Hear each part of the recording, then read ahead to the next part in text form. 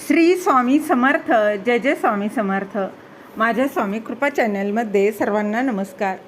स्वामी महाराजांच्या कृपेने तुमच्या सर्व चांगल्या इच्छा पूर्ण होत ही स्वामी महाराजांच्या चरणी प्रार्थना करते आणि आजच्या या नवीन व्हिडिओला सुरुवात करते. पांडुरंग म्हणजेच विठ्ठल ते पंढरपुरात का आले, त्याचं निमित्त काय होतं, त्यांचं कारण काय होतं, तेच या व्हिडिओत मी तुमच्यासोबत शेअर करणार आहे.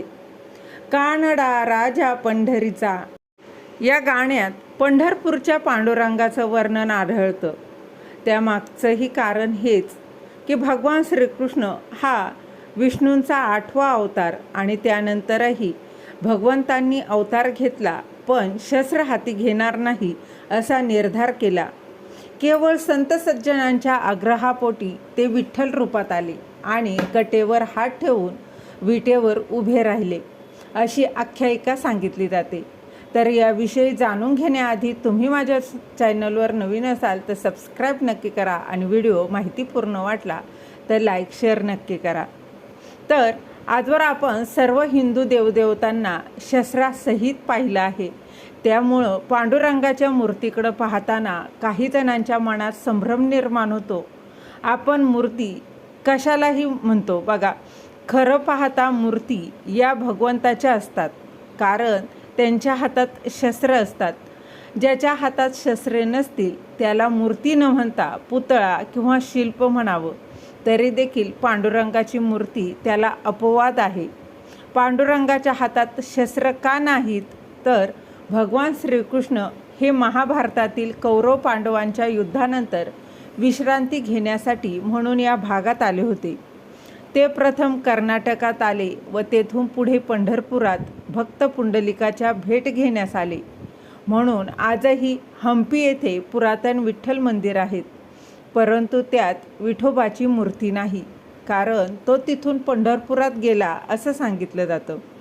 भक्तांशी सदिच्छा भेटीला जाताना शस्त्रांची आवश्यकता नाही या विचारानं पांडुरंग हा निशस्त्र आले. मात्र भक्त पुंडलिक हा आईवडिलांच्या सेवेत व्यस्त असल्यानं त्यानं वीट पुढे सरकवून तिथे थांब असं म्हणत प्रतीक्षा करण्यास सांगितली आणि त्यानुसार भक्तांच्या आज्ञेवरून पांडुरंग हा कटेवर हात ठेवून 28 योगे हे विटेवर उभा आहे. भगवंताच्या रूपामध्ये फक्त पांडुरंग असं रूप आहे की त्याच्या हातात शस्त्र नसून ते हात त्यांनी कमरेवर ठेवलेले आहे. तर पांडुरंगाच्या मूर्तीचं वैशिष्ट्य हे आहे की हातात एकही शस्त्र नसलं तरी त्यांच्या संपूर्ण अंगावर ईश्वरी चिन्ह आहेत, म्हणून तर तेथे ईश्वरी शक्ती जाणवते. आजपर्यंत अनेक संतांना ती अनुभवायसही मिळालेली आहे. भगवंताच्या कोणत्याही हातात शस्त्र नसल्यानंच त्याच्या या रूपाला बौद्ध रूप म्हणतात.